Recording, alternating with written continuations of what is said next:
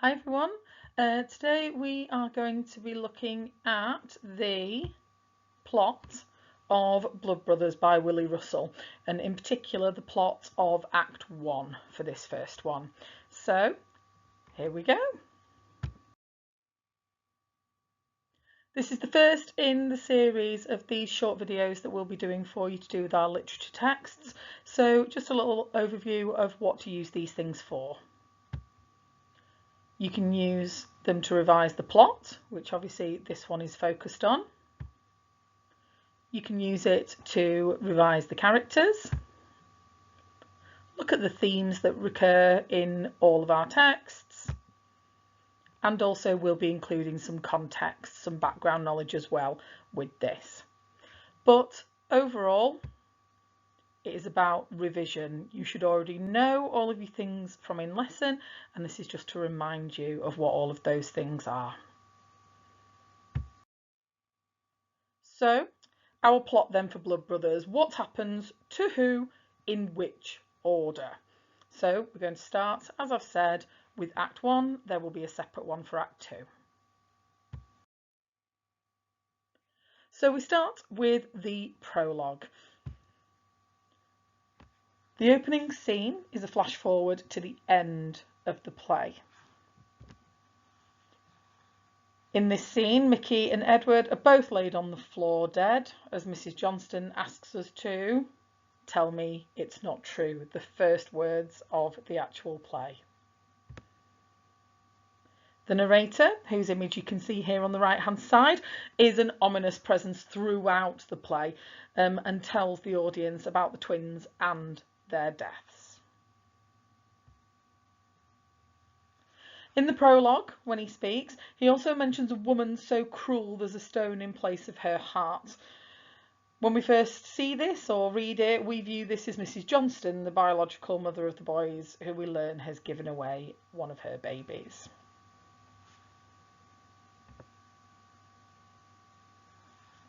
The ending of the prologue asks the audience to judge Mrs. Johnston for what she has done. So we are being given that role as a jury to pass judgment on what Mrs. Johnston does throughout the play.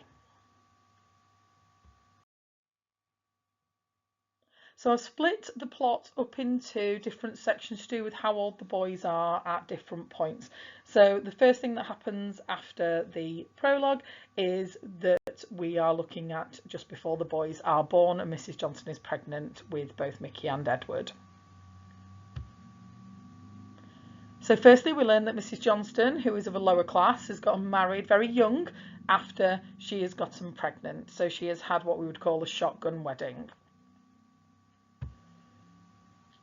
However, her husband left her for a more attractive woman who, in her song, she says looks a bit like Marilyn Monroe, who Mrs. Johnston herself used to look like when she was younger. By this point, she has 7 children, and just after her husband leaves, she finds out that she is pregnant again.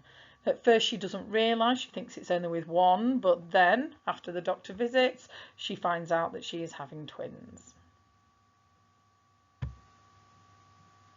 Mrs. Lyons, who is of the middle class and Mrs. Johnston's employer, cannot have children herself, and so she asks Mrs. Johnston for one of the babies that she is pregnant with. She even uses the imperative statement of "give one to me." Quite shockingly, probably for the audience, Mrs. Johnston actually does agree to give her one of the babies after she realises that she cannot afford to keep them both. Once Mrs. Lyons has taken one of the babies, she pays Mrs. Johnston off with money that she takes from her husband and then threatens her. So she tells her that they will both immediately die if they find out the truth, that they were once one of a pair and that they are actually twins and related to each other. This is playing upon Mrs. Johnston's superstitious nature.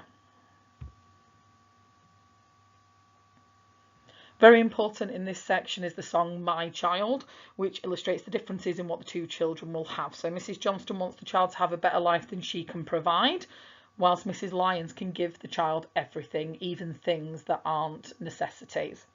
So one of our key quotes here, a silver tray to take meals on, a bike with both wheels on. That shows just what the two parents think are important. So we then skip to when Mickey and Edward are 7. Here we have an image of them becoming blood brothers.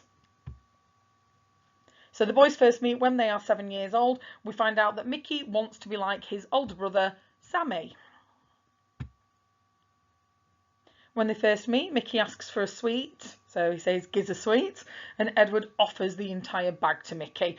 This shocks Mickey because Edward is being so generous with his sweets, something that Mickey isn't used to. Mickey actually swears and tells Edward that he knows the F word, and Edward responds by saying that it's smashing. So he's very, very impressed with what Mickey knows. Because they don't know what the F word means, Edward says that he will look it up in the dictionary when he gets home. Here we see a really, really, really clear class divide because Mickey doesn't know what a dictionary is. Then they both decide to become blood brothers after they learn that they were both born on July the 18th. Now, obviously, as an audience, we know who they are and how they're related. So this is creating a form of dramatic irony for us where the audience knows something that the characters on stage don't. So in this section, the differences between the boys are very clear in what they know and actually their appearance as well. But they still want to be friends. They don't see the dividing class at the age of 7. They just see someone that they can be friends with and that they can play with. So they don't see it. It's the rest of society that sees the differences.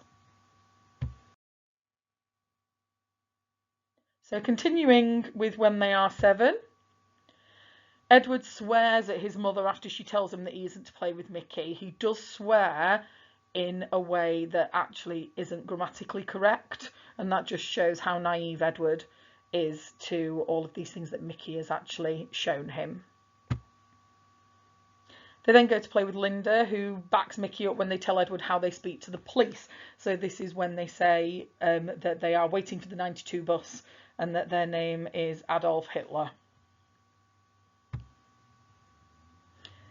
However, they're just joking. So when Edward foolishly believes them, so when a policeman does arrive, Edward is actually rude to them by back-chatting him.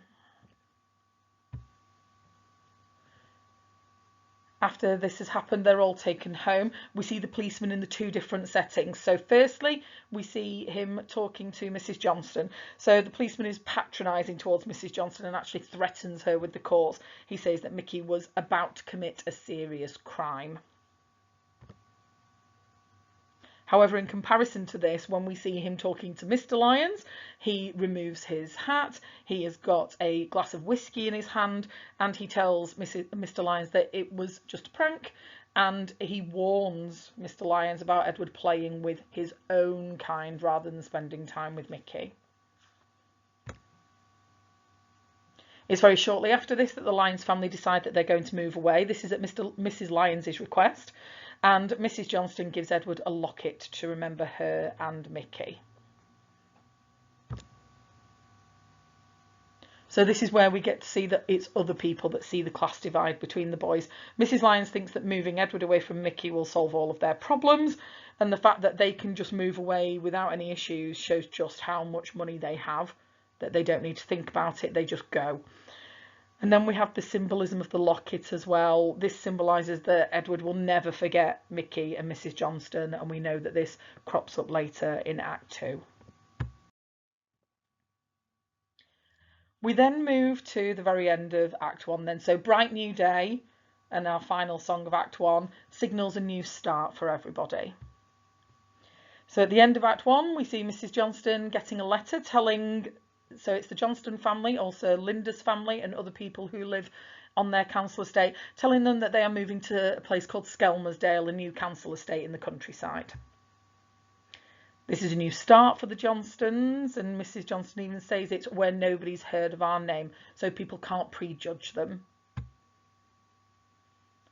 So Mrs. Johnston ends the act happy and looking forward to a new life. It's extremely positive. Also, we know that Mrs. Lyons is feeling better about living in the country, but we as an audience know that the Johnstons are going to be moving closer to them again. So that is the plot of Act 1. So this is where the interval would happen. We are ending with a positive outlook, and it's easy to forget the opening of the play and the knowledge of the boy's death at the end. So this is where we leave this one. I hope you found that useful. We'll see you soon for Act 2.